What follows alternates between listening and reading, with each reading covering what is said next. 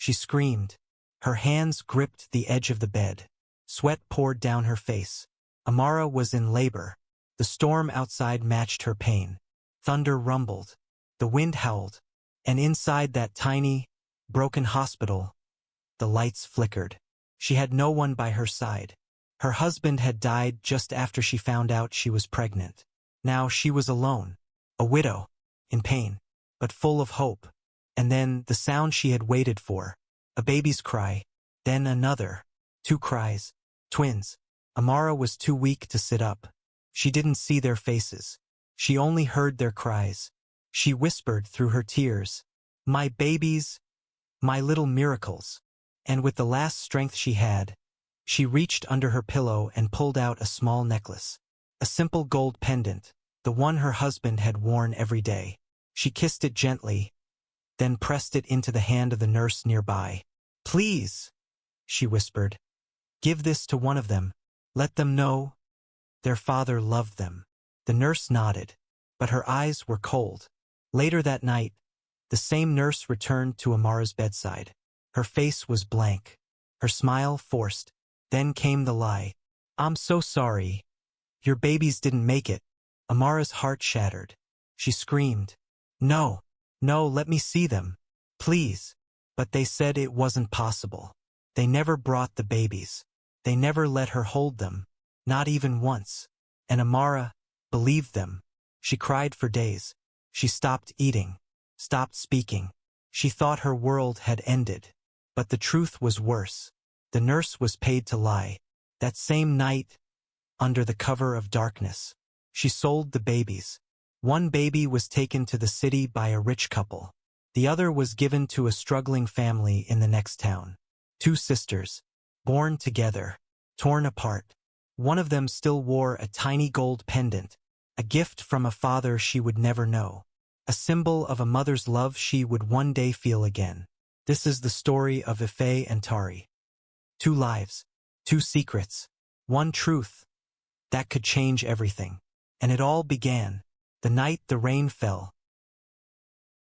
Amara stopped speaking. The hospital bed was empty now, but her heart was emptier.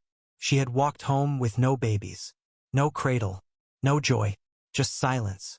The villagers watched her as she passed. Some whispered, some turned away, others shook their heads. They said she was cursed, that she brought bad luck. First her husband died, then her babies were lost. Now she was just Amara the widow, the girl with the sad eyes, the one everyone avoided. She stayed in her small, broken house. Days passed, then weeks. She wouldn't eat. She barely slept. She stared at the sky every night, wondering, were they really gone? Did they cry for me? Were their tiny hearts still beating somewhere? She walked past the hospital once. Her feet froze at the gate. She couldn't go in. Something in her heart said, they lied. But what could she do? She had no money, no power, no voice.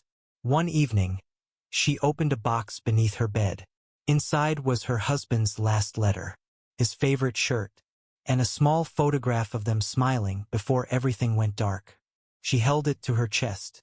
Tears ran down her cheeks. That night, Amara made a choice. I can't stay here, she whispered. This village, it's not my home anymore. She packed a small bag, a wrapper, a bottle of water, and a faded dream. At sunrise, she walked to the edge of the village. No one stopped her. No one asked where she was going. She turned back one last time, not to say goodbye, but to remember the hills, the trees, the place where her life began and where it had fallen apart. Then she faced forward and walked. She didn't know where she was headed. She just knew she needed to start over, to survive, to search, to hope. And deep in her heart, Amara carried a silent promise. One day, hope will be restored again. Far from the quiet village, in a city of tall buildings and bright lights, lived a girl named Ife. She was smart, she was beautiful, and she had everything a girl could want. She lived in a giant house with golden gates and sparkling windows. She had her own room, her own driver, her own piano teacher. Her birthdays were on yachts. Her holidays were in London, and her clothes? Always the latest. Ife went to the best schools, the kind where teachers wore suits and the food tasted like five-star hotels. Her friends were rich. Their parents owned banks, oil companies, and luxury malls. Everywhere she went, people knew her name. Ife Johnson, the heiress. She was the only child of Chief and Madam Johnson, a power couple known across the city. To them, she was their world, their jewel, their only daughter. They loved her deeply, and they never told her she was adopted. Why would they? To them, she was truly theirs. They believed the adoption was legal. They believed the baby they took home was meant for them. And Ife never questioned it. Why would she? Her life was perfect. After graduating top of her class, Ife didn't need to job hunt. She walked straight into the CEO's office, because her father owned the company. And just like that, she was boss. Smart, sharp, fearless. She knew how to command a room. People stood when she entered. They listened when she spoke.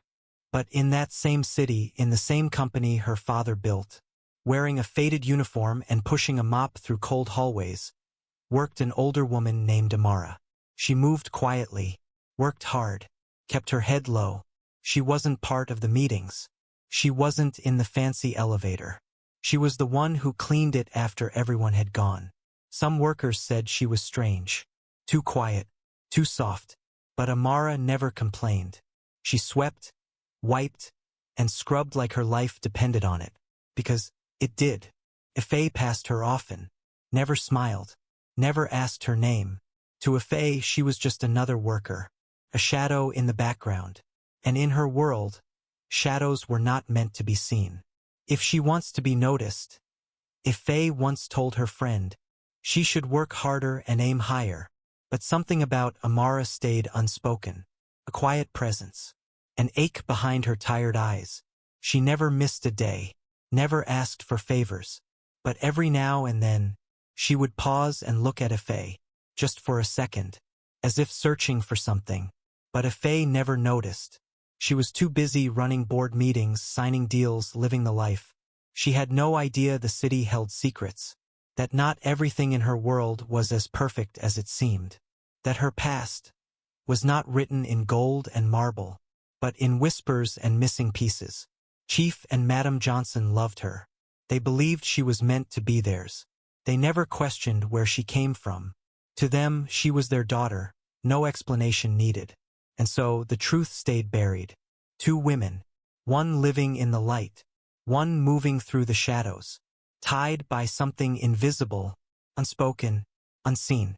But the city is watching, and fate never sleeps, because sometimes the past doesn't stay hidden. It knocks, it whispers, it waits, and when it finally speaks, everything changes. Far from the buzzing city, in a quiet, dusty village where time moved slowly, lived a girl named Tari. She didn't wake up to alarms or morning tea. She woke up to chores, heavy buckets, cold floors, and voices that never spoke kindly. Tari lived with the Abanis, a family that had once smiled when they adopted her. But everything changed the moment they had a child of their own. From that day on, Tari became invisible.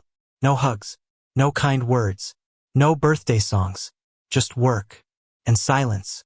They didn't beat her, but sometimes the way they ignored her and made her feel worst. "You're not one of us," they said. "Be grateful we took you in." And every time she looked at their son, clean, loved, spoiled, she was reminded of all she wasn't. But Tari was strong. She didn't cry in front of them. She didn't beg for love. Instead, she worked. After school, she ran to a small roadside cafe, a dusty wooden shack with plastic chairs and rusty spoons. She served rice, washed plates, smiled at rude customers. And with the little she earned, she paid for her school fees. Not just because she loved to learn, but because deep inside, she believed she was meant for more. In class, Tari always sat in the front. Her notebook was old, but her eyes sparkled with curiosity. She asked questions, solved problems, and every time a teacher praised her, she felt alive again. She held on to hope like a thread, thin, but unbreakable. The only thing she owned that connected her to anything before the Abanis was a small pendant, a delicate gold chain with a strange symbol on it. She had kept it since she was little. They told her it was found on her when she was adopted. It was her treasure. She wore it close to her skin, and when the world became too loud, she'd hold it, close her eyes, and whisper, "Who are you? Where are you?" She didn't know who she was talking to.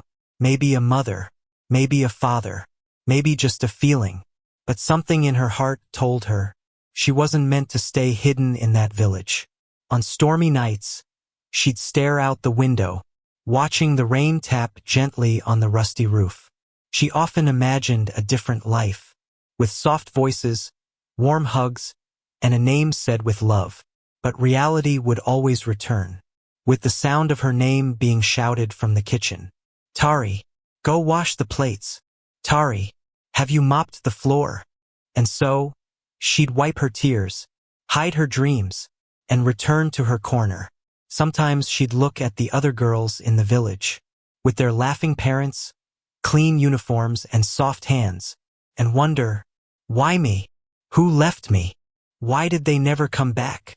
But she never gave up, no matter how cruel the days got, no matter how lonely the nights felt.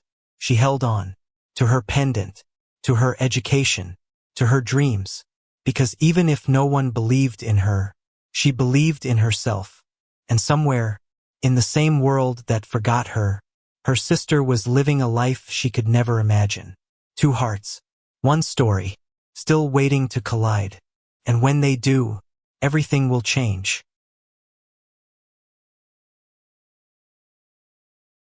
The sun was setting over the dusty village, bathing the rooftops in gold.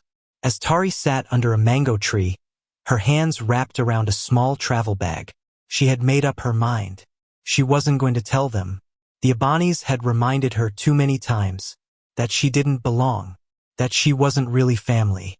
And after years of being treated like a burden, Tari finally believed it. She had cooked their food, washed their clothes, babysat their child like a servant. But now she was free. Earlier that week, she had quietly collected her graduation certificate, a small paper from a local institution nearby. Not fancy, but it meant the world to her. It meant she had options. She could read, she could write, she could work. Maybe not in this village, where people only saw her as the girl the Abanis picked up, but somewhere out there, in the city, where no one knew her past. She was ready to try. Only one person knew, her best friend, Lillian, a bubbly, sharp-tongued girl who worked in the same cafe. They were in the back room, sipping lukewarm tea in plastic cups, when Tari finally whispered her plan. "I'm leaving." Lillian blinked. "Leaving to where?" "The city." "The city." Lillian's voice rose, then dropped to a whisper. "Do you know anyone there? Where will you stay?"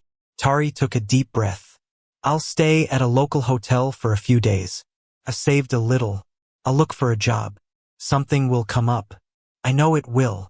Lillian stared at her, half worried, half proud.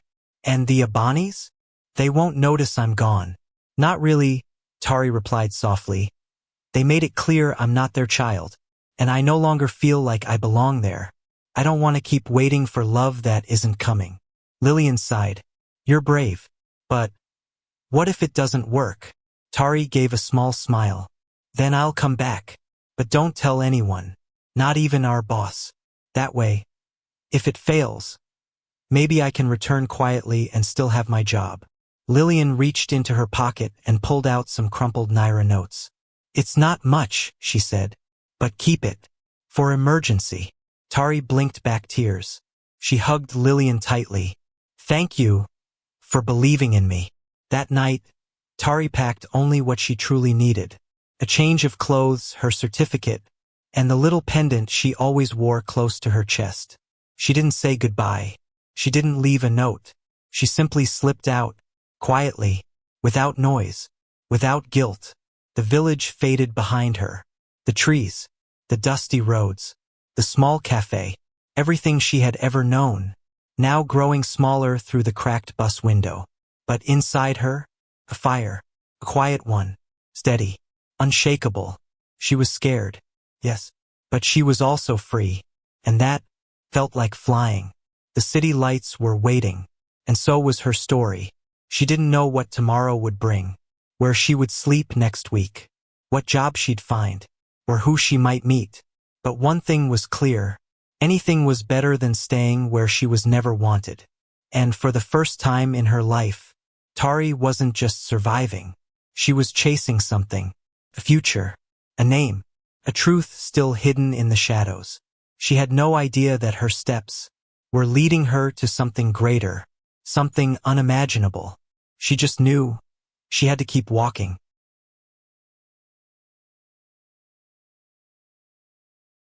While Tari sat quietly in a small hotel room in the heart of the city, staring at the ceiling, wondering what life would bring next, far across town, someone else was getting ready to leave. Ife, polished, brilliant, confident. That morning, she stood in her lavish room, packing her designer suitcase with carefully folded outfits, a slim laptop, and a folder marked Mining Project, Okuta Village. Ife was preparing for a trip, not for vacation, not for fun, but for business.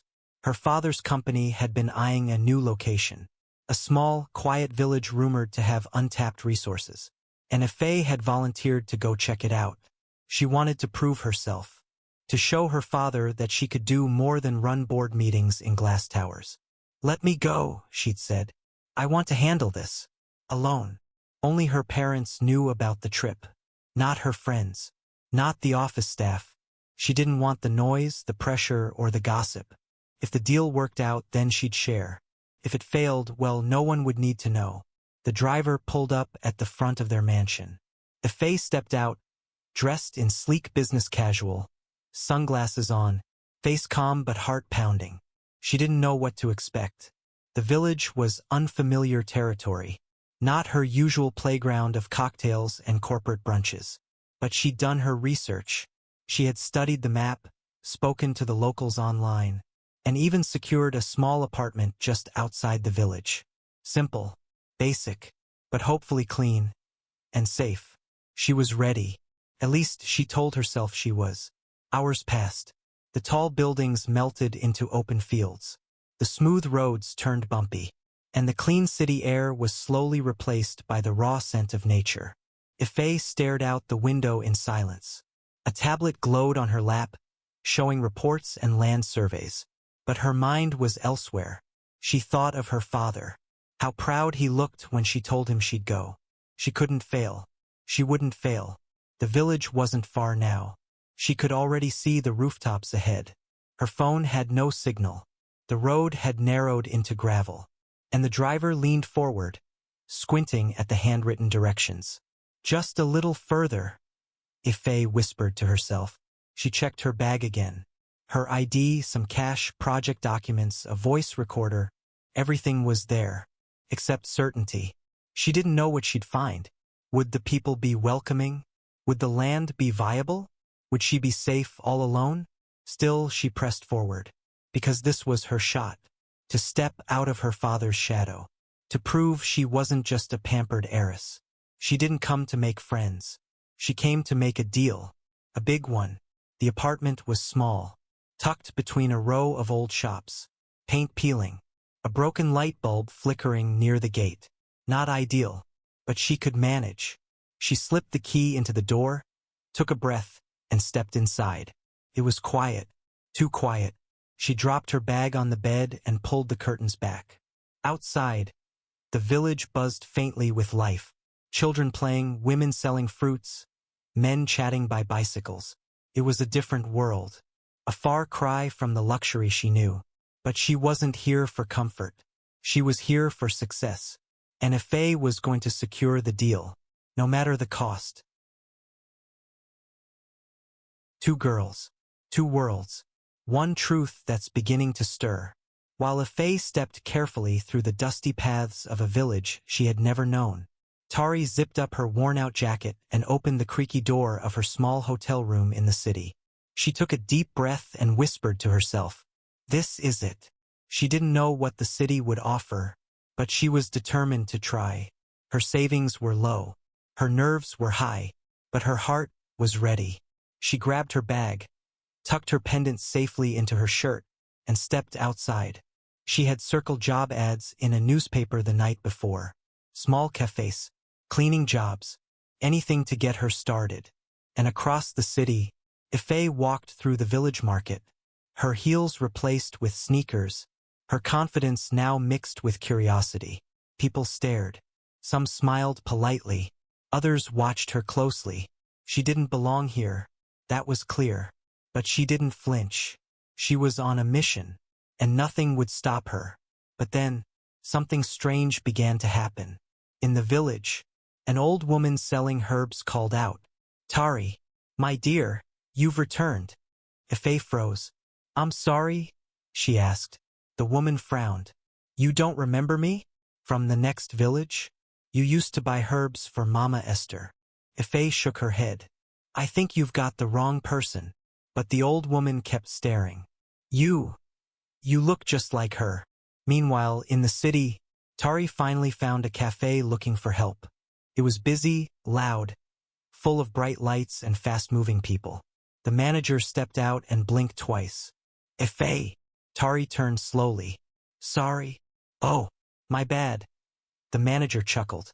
"You look exactly like the Johnson's daughter." For a second, I thought. Tari smiled nervously. "I'm not her." But the comments didn't stop. That evening, as she walked past the tall glass building of Okuta Minerals, a security guard outside stood up and stared. "Hey, Miss Ife, you are here today." Tari blinked. "Who?" At the same time, in the village, a boy around 10 years old tugged on Ife's sleeve. "Tari?" he asked with wide eyes. "You promised to braid my sister's hair again. Did you forget?" Ife looked confused, then concerned. Who was Tari? And why did people here keep calling her that?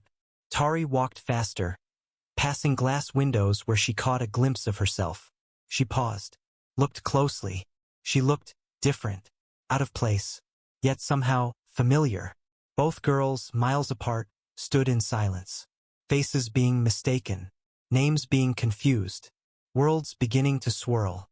But it was more than coincidence, more than confusion. Something deeper was pulling them in, something they didn't understand, but couldn't escape. And just like that, the world tilted.